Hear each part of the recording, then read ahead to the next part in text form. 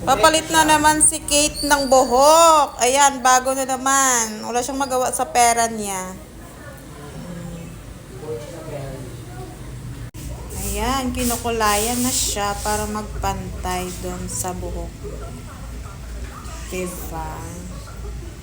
Dark brown.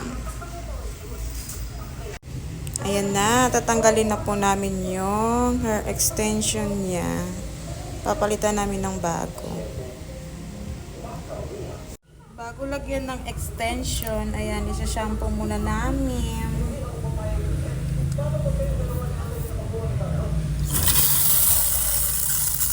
Papatuyuin muna.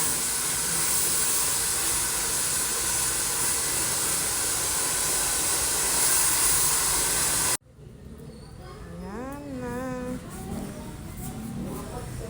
Lapit ng matapos.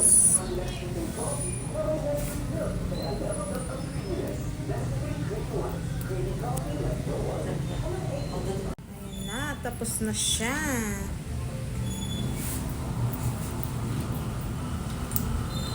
Plancha na siya.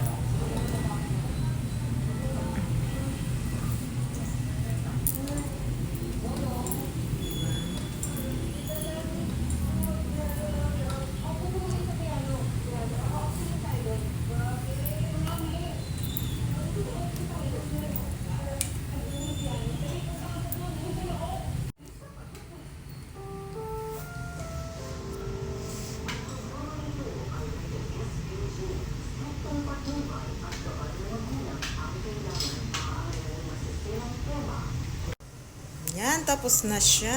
O sige pa na, ulitin mo. Yan, di ba?